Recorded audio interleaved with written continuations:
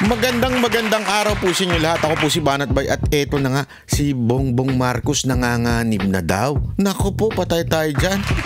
O bakit ka po mapalakpak, Banat Bay? Abay, siyempre ha. Anong ibig mong sabihin, Banat Bay, ng nanganganib na si Bongbong Marcos? Alam nyo mga kababayan, hindi ho ibig kong sabihin ay yung pisikal na panganganib ha. Nanganganib po si Bongbong Marcos dahil po yung kanyang trust rating o yung kanyang mga ratings ay talagang nagbabagsakan na. Kamakailan naglabas po ng rating sa kanya 15% na. Ito namang performance rating niya 25%. Habang si VP Sara Duterte tumataas, si Bongbong Marcos ay bumubulusok pababa. Kaya nanganganib na po talaga yung kanyang tiwala ng taong bayan sa kanya, nanganganib na. Naku po, pambihira. Alam nyo, sinasabi ko naman sa inyo nung una maaring mabudol niya yung iba nating mga kababayan, pero hindi ho lahat. Yung iba ho talagang nagising na, namulat na sa pagkabudol. Kasi alam nyo, marami talagang nabudol nito ni Marcos, pero ngayon unti-unti na nilang nare-realize na isang abusado, walang kwenta, hindi nararamdaman na presidente.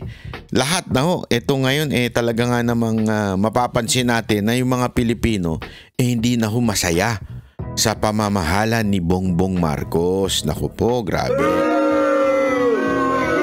Alam nyo, ito makinig kayo mabuti. Ang dami ko naririnig na bulong-bulungan sa kanto, sa social media na talagang sabi nga nila, nawawala daw si Bongbong Marcos, tapos may mga lumalabas na video keso yung dumudugo daw yung kanyang gums, tapos meron pang lumabas na video na daming pulis sa St. Luke's. So ang daming naghihinala. Ika nga, dami ho naghihinala na itong si Bongbong Marcos medyo asa na ba? Parang gano'n ang tanong nila. Nasa na ba? Proof of life naman, sabing gano'n. Tila mukhang yung mga panalangin ng iba, yung mga wish ng iba, mukhang natutupad na. Pero ako mga kababayan, hindi yan ang aking pag-uusapan ngayon. Lilinawin natin, hindi yan ang ating pag-uusapan ngayon. Hindi po yung patungkol sa kanyang health ang ating pag-uusapan. Ang pag-uusapan po natin ay yung patungkol sa kanyang ratings. Kasi kita nyo naman nung nakaraan, di ba, mantakin mo 15%. Tapos si VP Sara Duterte sa kasagsagan ng kanyang mga impeachment na pinapauso ng Kamara, sa kabila ng kaliwat kanang paninira ng mga congressman natin, umaangat ang kanyang ratings. So sa madaling salita ho, habang sinisiraan si VP Sara Duterte, umaangat. Si Marcos, habang puro katarantaduhan ang pinapalabas ni Aling Claire, puro pagpuri at ang pinapalabas ng Malacanang, bumabagsak at dumadausdos. At eto nga, may bago na namang lumabas. Ito po nanggaling pinuso ng ABS-CBN. Ayan Ayan WR numero poll. VP Sara Duterte scores 50% performance rating, habang si Marcos ay 29%. Ito po yung pinaka-latest. Ang sabi nga dito ito po yung pagkatapos ng inaresto si Pangulong Duterte. Sa madaling salita mga kaibigan, hindi ho totoo yung lumalabas sa survey na gusto ng mga Pilipino yung pagka-aresto kay Pangulong Duterte. Lumalabas po itong mga Pilipino ay galit sa pagka-aresto ni Pangulong Duterte. At kasi pinapahiwatig po niyan sa pangalawang survey. Yung unang survey, bumagsak si Marcos. Eto, 29, bumagsak pa rin po ito. Bakit to? Mamaya papakita natin kung saan nagsimula ito. Pero talagang hindi natutuwa ang mga Pilipino sa pinaggagawa ng gobyernong ito. Kaya nga alam mo, sinasabi ko nga, ito si Marcos. Kung gusto mong mailigtas ang sarili mo sa kapahamakan, makinig ka sa kapatid mo. Alam mo, sometimes there is wisdom in taking the advice of your older brother or older sister, ika nga. Kasi ganun tandaan ninyo, pag ang tao nagpayo sa'yo, lalong-lalo na ho yung mga nakakatanda sa'yo, kasi ho, pinagdaanan na nila yung mga bagay na dinadaanan mo pa lamang. Ikaw, tila hindi ka nakikinig dito sa iyong ate na nasisira ng mga taong nasa paligid ang pangalan mo. Akala mo, everything is okay. Hindi po. Nasisira ka po. Kaya nga ako, simple lang ang advice ko, tanggalin mo yung speaker. Number 1 yan. Yung speaker mo talaga ang nakakagulo sa nangyayari sa bayan natin. Yung kanyang greed, yung kanyang pagnanais na maging pangulo at kasi alam nyo, ito si Romualdez. Hindi ko alam pero ang tansya ko hindi nga marunong mag-Tagalog ito Ibig sabihin yung straight na Tagalog, hindi pag pinanonood mo yung kanyang mga sortie, ayokong sabihin na sinto-sinto pero yung pagpapanoorin mo yung sortie niya, wala talagang kaamor-amor sa tao.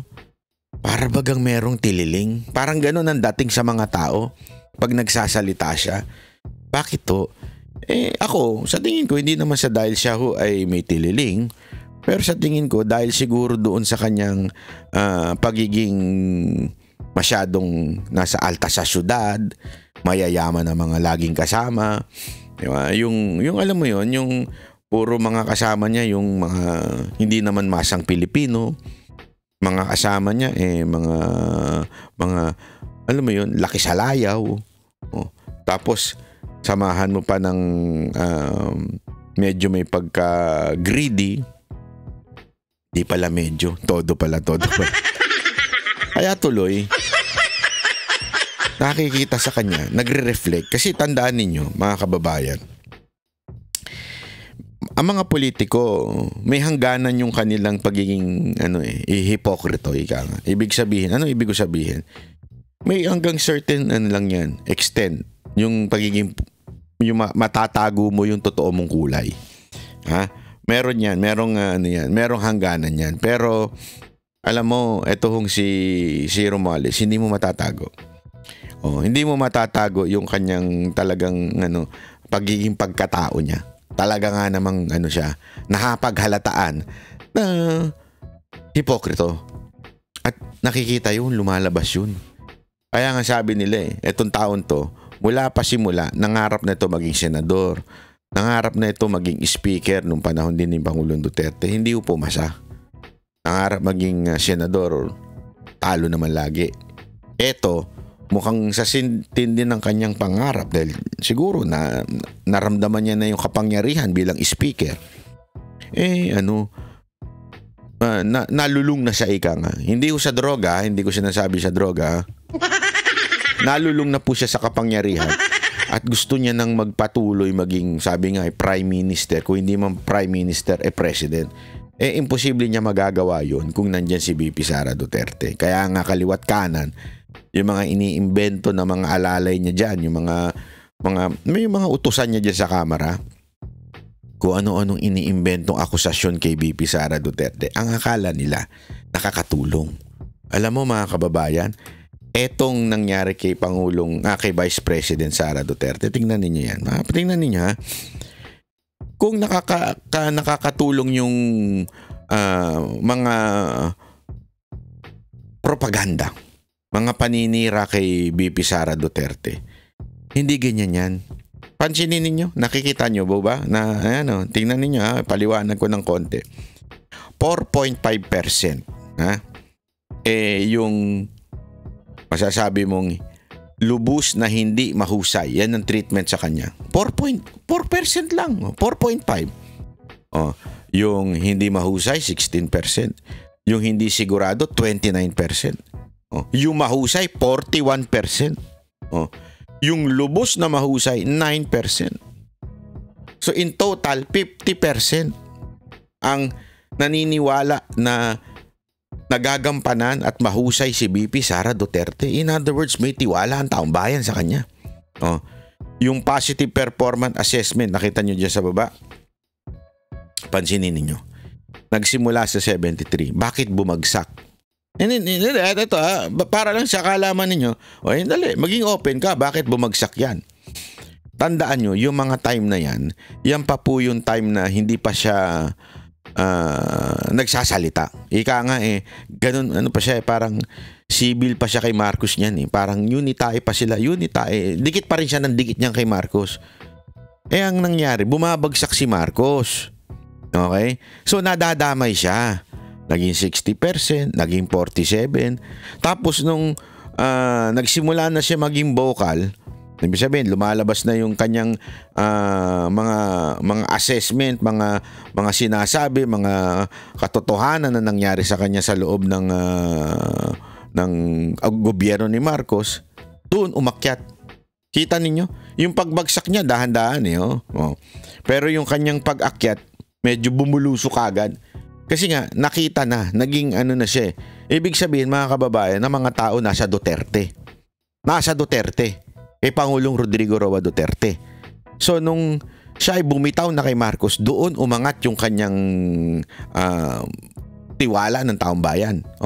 Eto, papakita ko sa inyo yan I-compare niyo yan dito kay Bongbong Marcos. Kita niyo yan kay Bongbong Marcos. Para lang malinaw. Kita niyo? Sino yung nagsasabing hindi talaga siya mahusay? 12%. I-compare mo sa 445 Tapos yung 42%, ang total nung hindi talaga siya mahusay. Nakita nyo naman siguro yung kay BP Sara Duterte. Para lang ito, yung kay BP Sara Duterte, ulitin lang natin. Ang nagsasabi lang na hindi mahusay si BP Sara Duterte, 20% lang. Kay Marcos, 42%. Almost half. Di ba? Hindi pala. Tama, almost half. Tapos ang nagsasabing mahusay si Marcos, 29% lang. Si BP Sara Duterte, 50%. At kung titingnan niyo yung pattern, ganon din. Nung bumabagsak, tingnan niyo sa babang graph, bumabagsak si Marcos, di ba? Sabay ho sila ni BP Sara niyan. Bumabagsak silang pareho. Kasi nga talaga namang nararamdaman ng taong bayan, di ba? Bumagsak siya 30 hanggang ngayon 29. Kita nyo? Yan ang April po yan Ibig sabihin, nung ginawa niya kay Pangulong Rodrigo Roa Duterte yung pagpapunta sa dahig, naapektuhan. Sumadsad na talaga ng todo, naging 29%. Kita ninyo? Ang laki ng difference. Yung kay BP Sara Duterte, pakita nga natin yung kay BP Sara Duterte dito. Itabi natin, sandali, ayan. Wait lang, chotomate. Mate. Ayan. Ayaw, sandali. Ay, wait. Ayan. Ito po yung kay BP Sara Duterte. Natakpan na ako. Ayan mo na, hindi naman importante yung pagbumuka ko. Yan. Nakita niyo umangat si BP Sara dito sa bandang dulo. Yung tingnan niyo yung graph sa baba. Bakit yung una bumababa rin siya? Kasi nga magkasama pa sila ni Marcos. Nung iniwan niya na si Marcos, doon siya umangat. Nakita niyo yung pattern? So ibig sabihin lang mga kababayan, ang mga tao talaga ayaw kay Marcos. Kung sino man ang dumikit kay Marcos, laglag. Kahit nga si Duterte, bumabagsak nung dumikit kay Marcos Mantakin mo yon. Ganon katindi ang negative impression ng taong bayan. Kaya good decision yung pagbitaw ni BP Sara sa administrasyon ni Marcos.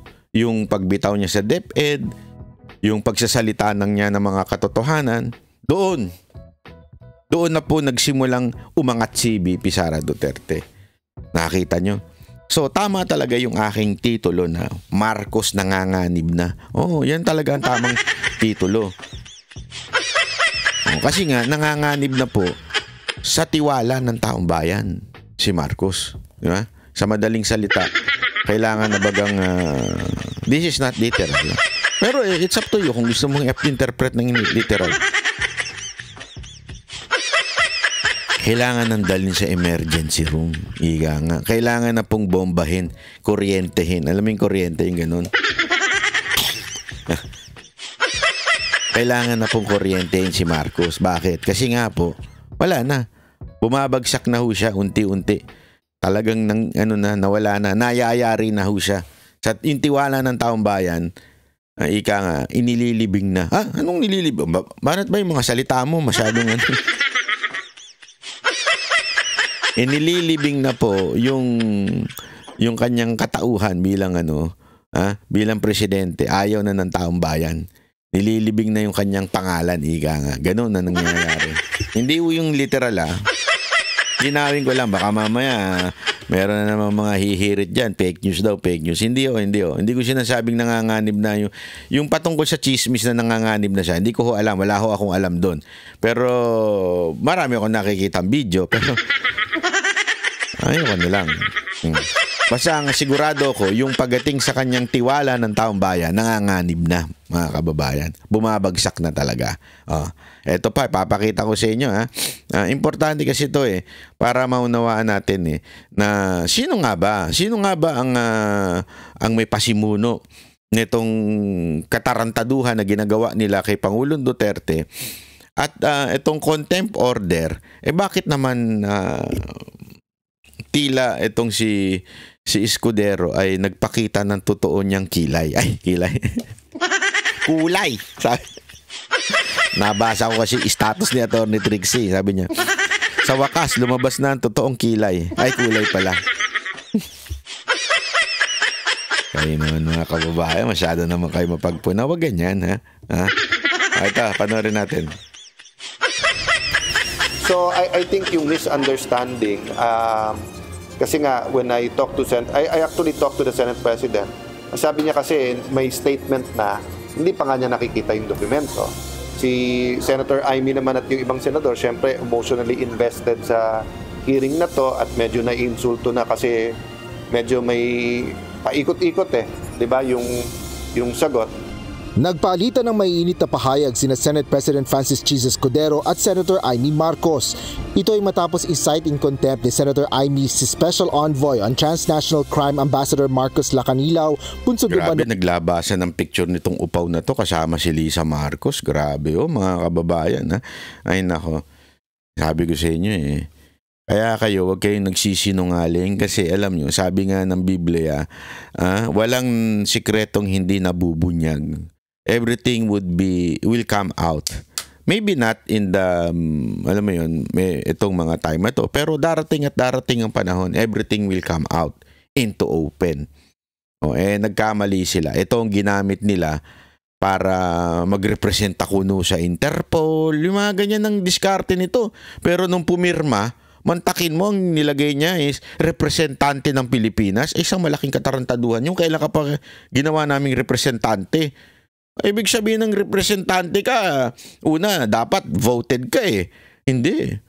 Inaano mo ngayon, representante ka ng mga Pilipino. Yan, tuloy, nayari ka. Ng mga pagsisinungaling nito sa isinagawang pagdinig kahapon hinggil sa nangyaring pag-aresto kay dating Pangulong Rodrigo Duterte. Ngunit hindi agad pinirmahan ni Senate President Jesus Escudero ang contempt order at ipinag-utos na palayain ng ambassador matapos ang ilang oras na pagkadetine nito sa Senado. Sa opisyal na pahayag, sinabi ni Senator Amy na dismayado siya sa naging aksyon ni Senator Escudero. Ayon pa sa presidential sister, dangerous o mapanganib ang desisyong ito ng tagapangulo ng Senado. Alam mo, grabe talaga yan. Ay nako, sobrang dangerous kasi ika nga magagalit ang tao Kasi alam mo, Jesus Escudero, hindi ko alam kung naapakan yung ego mo dahil parang sinasabi mo hindi dumaan sa'yo. Dapat humingi ng sa'yo kasi bilang tagapangulo ng Senado. Akin ganito lang. Pwede nyo naman pag-usapan yan kayo-kayo. Hindi yung kukontrahin mo si Senator Amy. Alam mo yun, pwede nyo pag-usapan, pagsitahin mo si Senator Amy. Next time naman, bago ka alam mo naman na dumadaan yan sa akin. Dapat padaanin mo muna bago ka nagsasalita. Di ba? O kaya lang, kinontra mo kagad, halatang tuta ka ni Lisa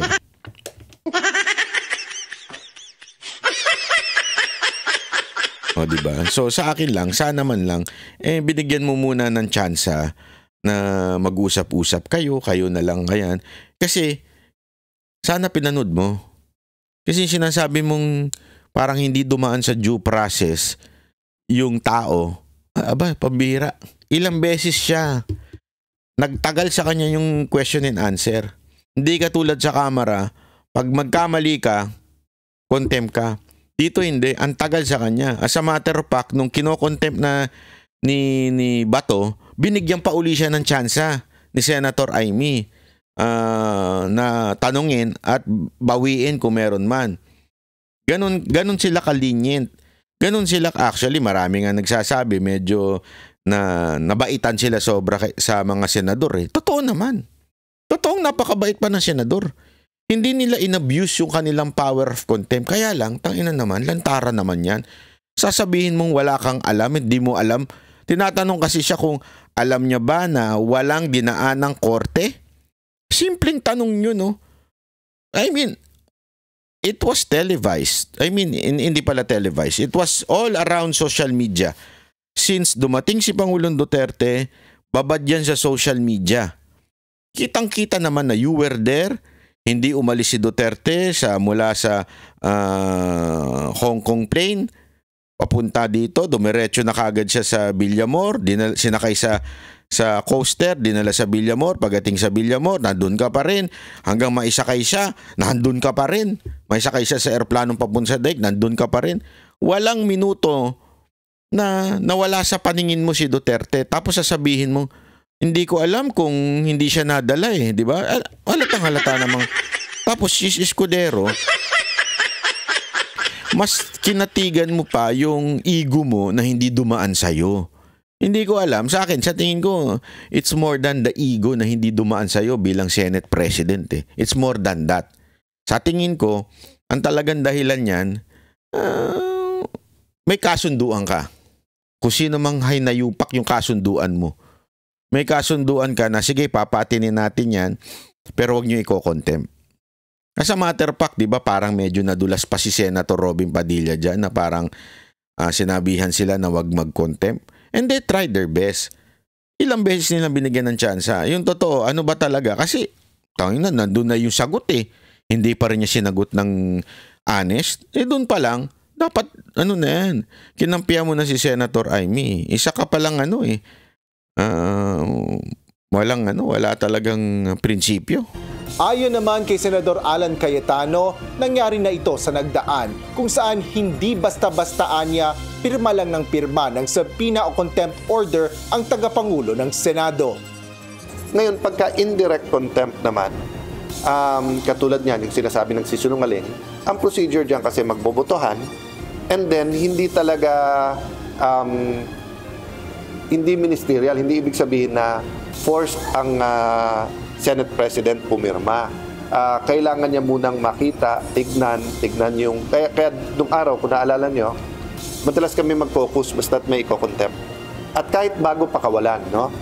Paliwanag naman ni Senador Escudero, ang mga saksi na inaakusahan ng Kongreso na nagbibigay ng maling testimonya ay nararapat bigyan ng mahigpit na due process na hindi anya naibigay kay Lacanilaw bago ito idetine. Binigyan din ni SP Escudero na hindi niya mapapayagan na magamit ang Senado maging ang kanyang opisina para magamit sa mga partisan interests, lalo pa ang mga kumakandidato. Partisan interest? Ikaw ang may partisan interest. Yun ang totoo, ikaw may partisan interest. Ang linaw dun eh. Pati nga yung former Supreme Court Justice, ang linaw na sinasabi niya. Ikaw, talagang kumiling ka doon sa mga tao ni Marcos. Ikaw ang may partisan. Darating na eleksyon. Dagdag pa ni Escudero, ang Senado ay isang institusyon na hindi ginagamit sa propaganda o self-promotion. Bunsod nito, hinimok ni Senador Escudero si Senador Amy Marcos na huwag gamitin ang Senado para sa personal na layuning politikal at sa halip ay gamitin ang sariling pangalan, titulo at impluensya para sa pagkakaisa at hindi sa pagkakawatak-watak. Dapat na talagang tanggalin to si Escudero na Senate President. Dapat. Kaya alam nyo sa 2025, alam na natin ang direction.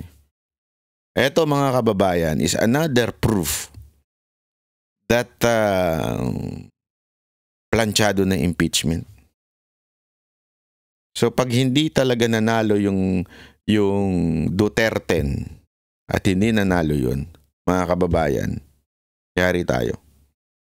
Sigurado, whether may mapatunayan o walang mapatunayan, siguradong mai-impeach si BP Sara Duterte. Kasi sunod-sunuran na ho itong Senate President eh. Wala na ho sa logic yung Senate President. Dito, lantaran na yung pagsisinungaling. Ang sisitahin pa, kailangan mag-unity. Ayun na, narinig ko na yan eh. Di ba? So, dyan pa lang mga kababayan, alam na natin ang direksyon ng Senado pag nagkaroon na ng impeachment trial. So, if we're not going to work hard in explaining to people why we need these Duterte senators, wala mangyayari sa atin. Pabagsak ang bayan natin. Pabagsak na nga ngayon eh. Dumadaus-dus na eh. Ay, ang sabi nga, ang komportable na lang ngayon ay itong mga mayayamang nilalang sa Pilipinas, itong mga politiko. Yan na lang ang komportable sa Pilipinas ngayon. Kayo namang mga botante, nabigyan lang kayo ng 1,000, 5,000, 500, iboboto nyo na yung mga senador na sinasabi ni Marcos. Bakit ganun? Tapos magre-reklamo kayo pag naghihirap kayo. Pag walang pagbabago, tangina, kasalanan nyo na yan. Hindi, ito mga kababayan na, sinasabi ko sa inyo, pag nanalo ang mga senador ni Marcos, wag kayo magre-reklamo pag lalong naghirap ang buhay ninyo. Ha? Tandaan niyo yan. Pag lalong naghirap ang buhay ninyo, isa lang sasabihin ko sa inyo, you deserve it. Ha? Kasalanan mo. Kaya siguraduhin ninyo, itong 2025 senatorial election, iboto nyo yung tama. Yung talaga magbibigay ng pagbabago. Yung hindi mamumulitika. Ito, mga politika to eh. Namumulitika ito si Senator Chis Escudero eh. Asher Kadapan Jr., UNTV News and Rescue. Diyos ang aming sandigan. Tapos minsan may nakakairite pa yung patuloy na sinasabi na ayoko kay Pastor Kibuloy kasi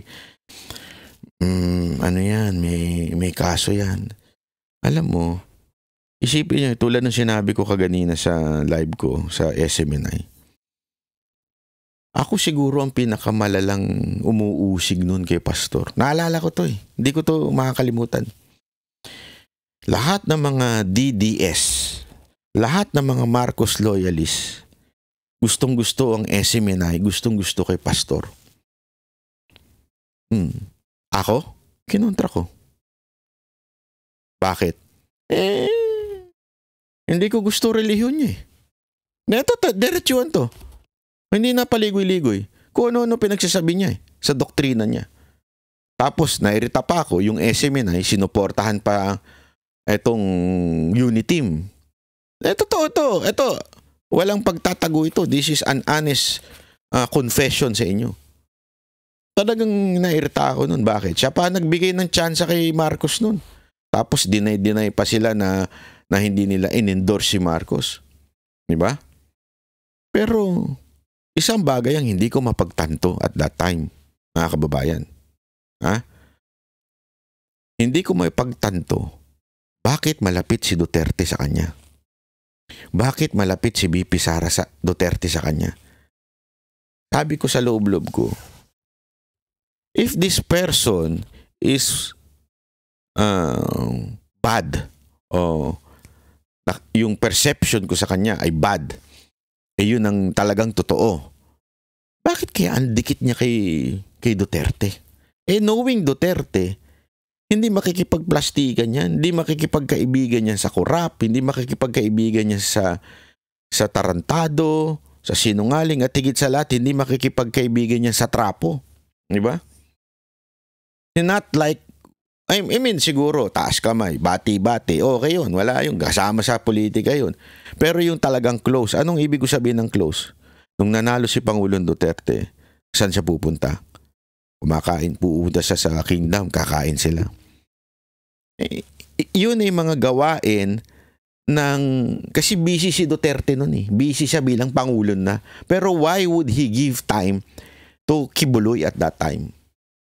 That's also my question, sabi ko. I'm siyempre observe ako, sabi ko, bakit ganun?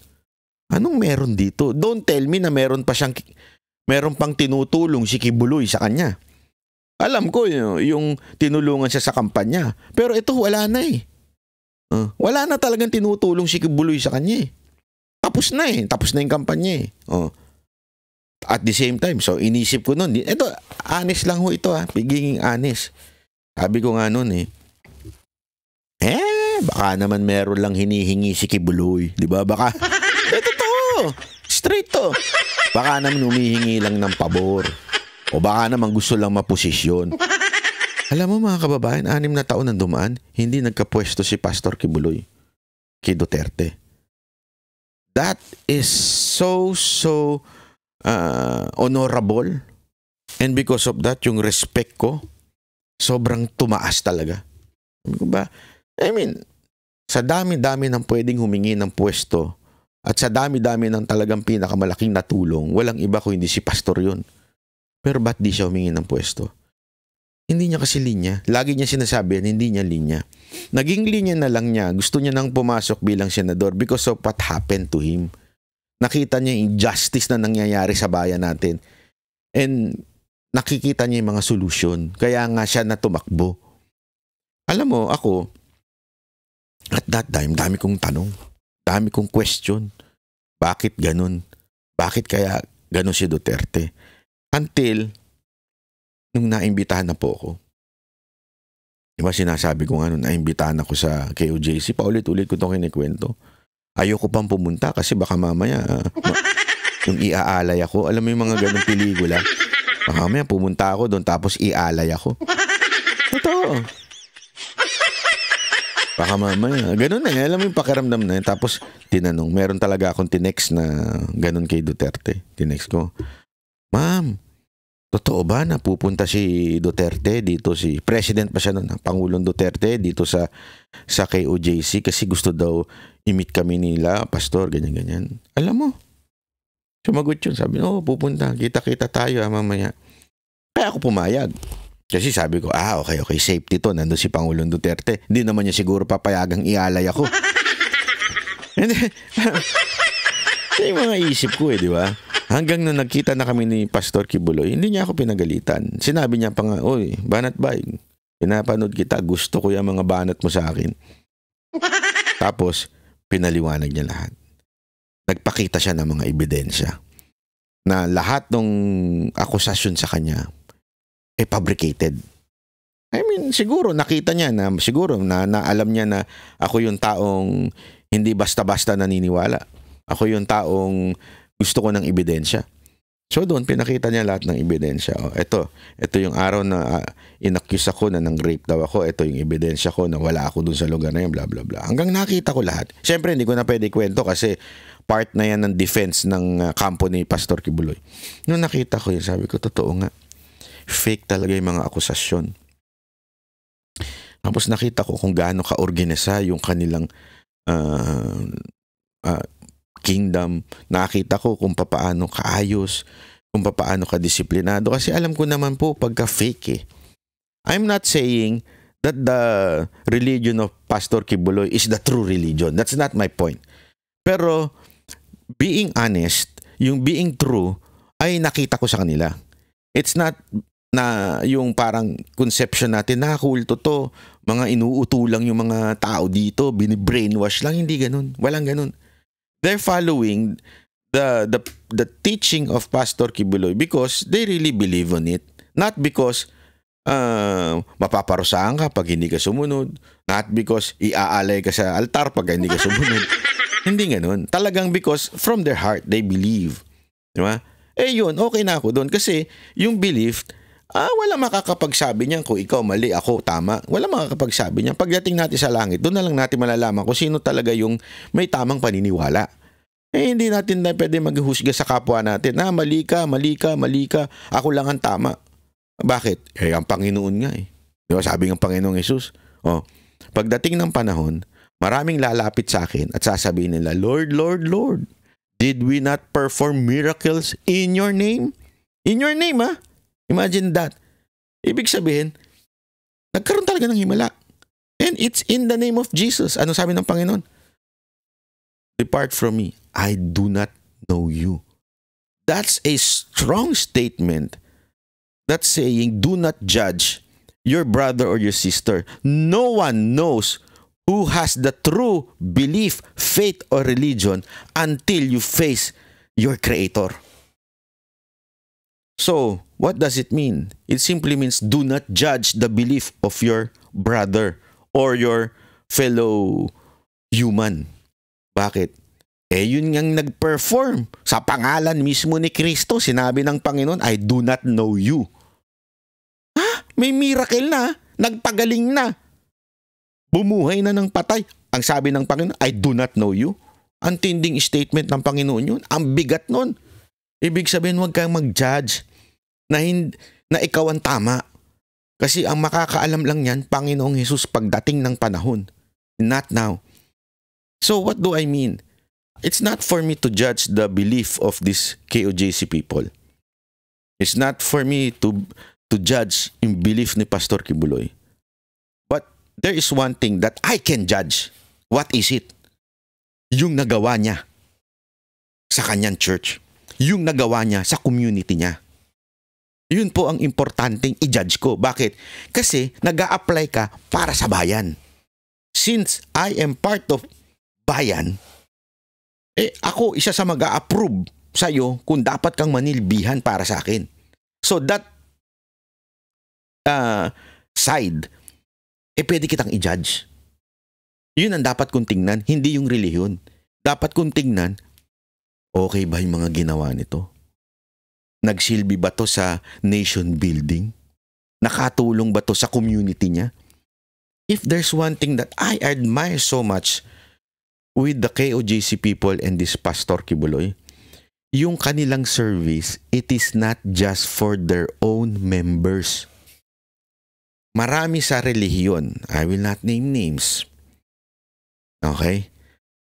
Ang kabutihan na andun lang sa kanilang sekta. Pagka hindi ka nakasekta, hindi na sila mabuti. Tama, mali. Diba?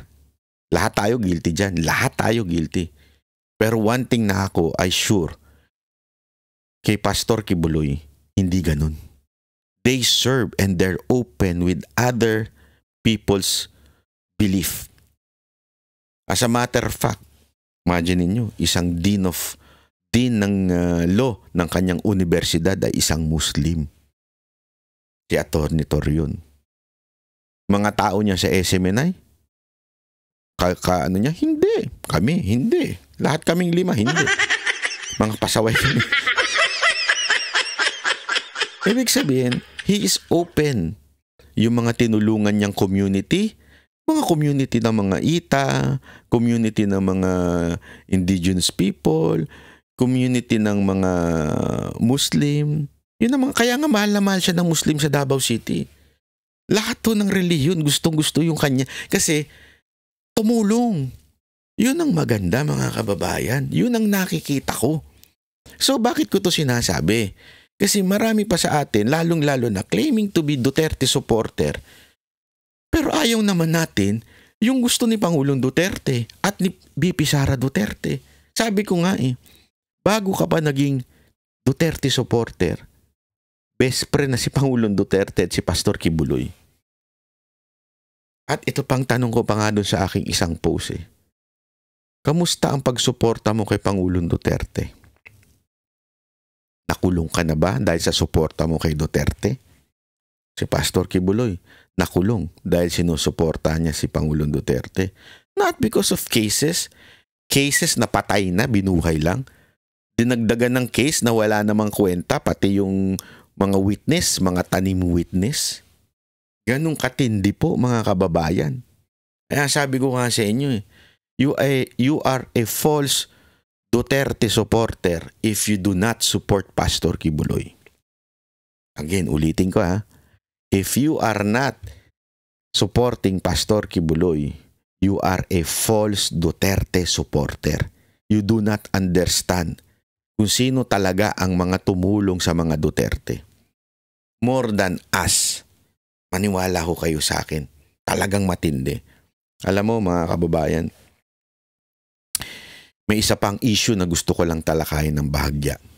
Meron lang akong gustong issue. Naglabas po kasi ako nung issue tungkol sa video. Marami nagsabi sa inyo, actually naging issue dito sa Japan Naging issue dito sa Japan Kesyo daw sinisiraan ko yung authenticity nung bangag video na nilabas ng ilan nating mga vloggers. Una sa lahat, hindi ko po sinisiraan yung mga naglabas nun. Ginagalang ko po yung kanilang paniniwala. Wala po akong problema sa kanila. Sabi ko nga kasi iba sinasabi, porket nilabas lang ni Markel, hindi. I resolved my problem. Pinatawad ko na po si Maharlika, nag-move on na ako sa kanya. Wala akong problema sa kanya. Okay? Hindi yun ang issue ko dyan. Ang issue ko kasi nakita ko mismo yung original na video niyan. At may nakita akong hindi maganda. Sa aking judgment. In my own judgment. Sa tingin ko talagang hindi authentic. Okay. Kaya nga ang sabi ko, kung si Duterte ang maglalabas ng video, yun pwede kong paniwalaan. At sa katunayan, yung nagpakita nga sa akin, close po ni Pangulong Duterte yun. If the video is really true, pinakita niya sigurado kay Pangulong Duterte. At sigurado, kasi tinanong ko rin kay Pangulong Duterte yan At ang sasabihin sa akin ni Pangulong Duterte, totoo yan, oo yan. Hindi ho Hindi ho yun ang sagot niya sa akin. Ilang beses ko pong tinanong. So sa madaling salita, yung authenticity ng video para sa akin ay questionable. Kasi kung totoo yun, malamang yung tanong ko, direkta, hindi ho ito galing kung kani-kanino pinapasa-pasa. Ito po yung ilang beses kami nagkita sa Davao at tinanong ko ng diretso. Ayoko na lang sabihin sa inyo kung ano yung sagot niya kasi baka sabihin nyo pa ginagamit ko pa yung pangalan niya. Hindi, I would not do that. Pero definitely, it's enough for me to say na sa tingin ko, hindi totoo yun. At wala rin kayong makikitang public pronouncement na VP Sara Duterte or kaya to si Pangulong Duterte ay sinabing authentic yung video. You would not see that in public. But it doesn't mean I do not believe. As a matter of fact, I did believe President Duterte nung panahon na sinabi niyang bangag ang itong si Marcos. And the proof is, I did not campaign and I did not vote for Marcos because I believe na bangag nga si Marcos dahil yan ang sinabi ni Pangulong Duterte. So I do not need the video to convince me na bangag siya. I do not need that video. Because of that statement, may mga ilang taga-Japan gumawa ng issue sa akin. Antakin mo. Ginawan ako ng issue. Ang sabi sa akin, spy daw ako. Ayan na naman yung double agent nila. Spy daw ako. Gusto ko nga tuktukan kung sino yung nagsabi nun. Mantakin mo, ako pa yung spy. Kayo nga yung nagpabudol. Ako, I never supported Marcos from the very beginning. Kayo, sinuportahan nyo, kinampanyan nyo pa nga Unita. Tapos ako pang sasabihin ninyong double agent. Uminom kayo ng gamot nyo. Sa tingin ko medyo nagkakatama na kayo. Kung sino mang mga taga-Japan na nagsasabi niyan, mantakin mo, never kung kinampanya si Marcos, ako pa naging double agent. Kayo nga bumoto. Sinabihan ko ba kayong double agent? Babasan nyo kasi yung pakikinig sa ibang mga walang kwentang vlogger.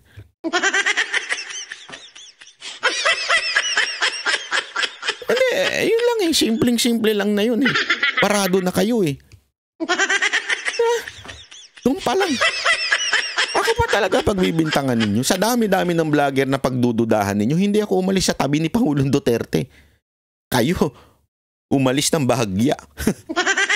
Ngayon, sising-sising nga kayo, di ba? Dinamay nyo pa kami sa desisyon nyo.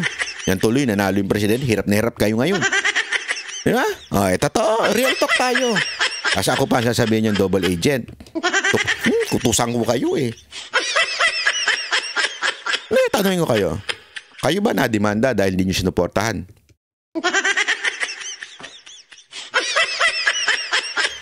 Ako, nasampahan. Sino? Lahat ng pangalan na gusto nyong kalaban natin lahat ngayon.